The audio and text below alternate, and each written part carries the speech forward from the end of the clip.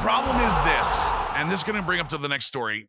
And this is something that no one's talked about up until now. It's been a very kind of swept under the rug story that's going to get bigger as we get through November. For the first time possible since 1994, Major League Baseball could face their first lockout / work stoppage.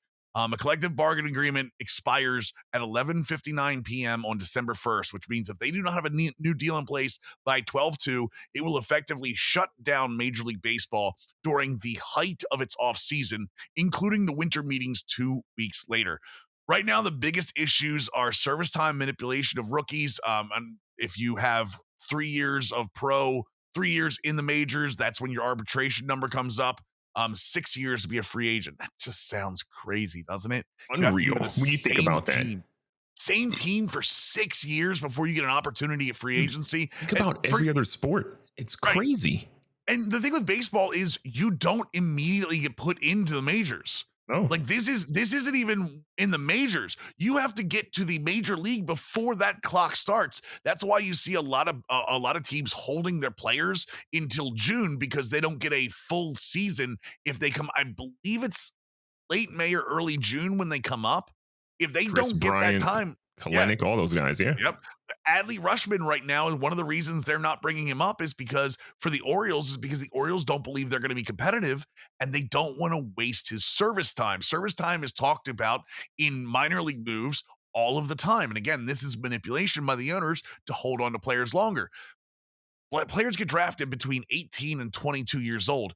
Let's say it's 20 years old. They take one. This is a first rounder, okay? Yeah. First rounder sometimes takes 1 to 2 years to get to the majors. That puts them anywhere from 20 to 22 years old, which means they're not eligible for free agency until almost 28 years old, the prime of their career. And who knows if they're going to get injured at that time. And only like the upper 1% gets a deal that will eliminate arbitration. Like arbitration numbers keep numbers down. This is one of the big things of the CBA, but the problem is right now the players union doesn't have a lot to offer back. The players union with Major League Baseball is one of the strongest unions in sports. They get guaranteed money over 162 games. You can see Bobby Bonilla, their players still getting paid years after Crazy. because of stupid deals because the players union is so strong.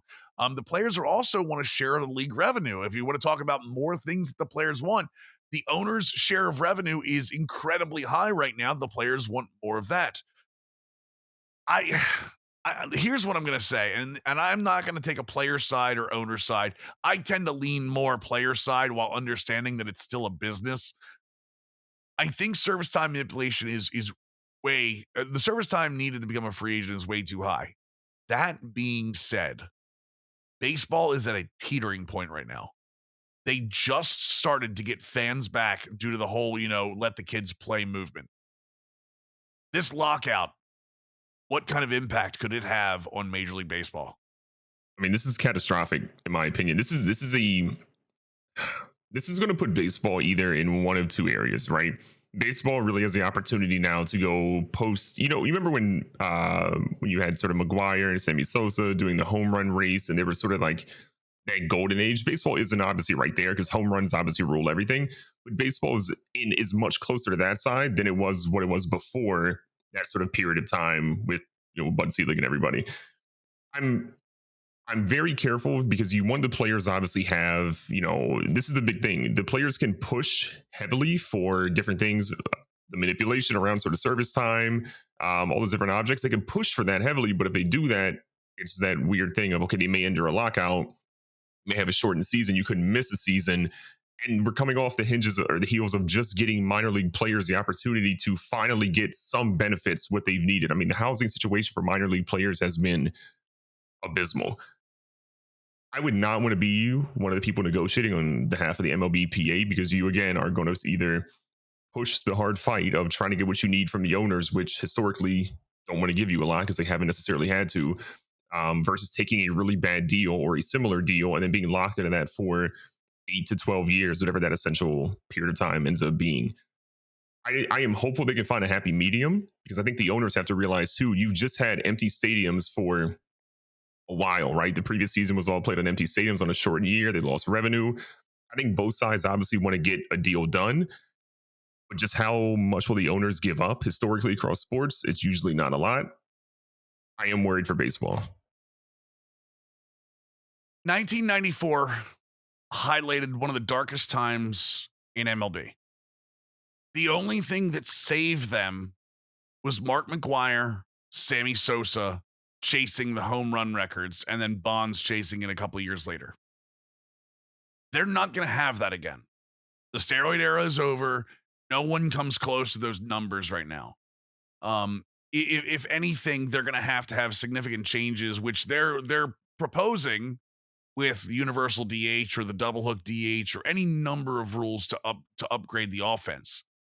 If they lock out and if they miss the offseason, I think they survive it. If like 12-2 it locks out, but they get back a deal by like February 1st, I think they're okay. It's going to make for a very convoluted February to March because if you didn't know, when they're locked out, there's no moves that can be made. There's no free agency. There's no winter meetings. There's no Rule 5 draft. There's no arbitration. Nothing moves in baseball. It is completely frozen. So, but I still think they can get through that. If they miss any service time next year, if this goes into April, May, June, they're going to destroy everything they've built with their viewership, with their fans, with the youth that they're starting to bring in. They're going to break that trust and they're going to fall behind. They're already behind the NFL. They're going to fall behind a rapidly growing NBA who is going to wait for that moment and take over because the NBA, we've talked about this multiple times, they are doing everything right to target young viewership. You want to ask the question? Look at NBA 2K. NBA 2K, yes, I understand that it's a worldwide phenomenon. The reason it's growing is because basketball is growing with the youth. That is why it's the biggest game in the world right now in terms of, well, besides FIFA. But I mean, I'm talking of the four major American sports. Yeah, and let's not forget also that whole March, April timeframe where we start to get hyped up about baseball when pitchers and catchers start reporting and we're just starting to see spring season baseball and plays are hitting back on Sports Center. We all get excited. That's also the same time frame that March Madness hits. If there's any sport that is sort of universally loved, it is March Madness. People love college basketball and the pursuit of a Cinderella trying to make its way to the Final Four and hopefully win a title. There's a player every year we all fall in love with, and baseball does run the risk of the casual baseball fans seeing March Madness having nothing else to really compete because that's sort of the lull of the NBA season. Also, that sort of March April time frame until you get to the final couple of games of the NBA season where you're really getting the playoff seeding and then moving into the playoff tournament. A lot of NBA fans sort of tune out because it's sort of a lot of load management. Players are being sat down. There's not as much excitement for it until those last few games. So I think you're right. Baseball really can't afford to miss any time of the actual season this year. The NBA play-in tournament this year starts April 12th. The NHL playoff starts April 29th. March Madness finishes, I believe, the first week of April, right? Yeah. You want to lose your fan base, that's the quickest way. Because one of the two things that a lot of people that are, casual fans of the NBA and the NHL say are, I don't really watch the regular season. I tune in for the playoffs. And there are some big time playoff matchups that they didn't get last year because of the convoluted season that on both sides, by the way, that they are waiting to grab a hold of. Baseball cannot mess this up, the players or the owners. If they do, they're in for a long road back for a lot of viewership.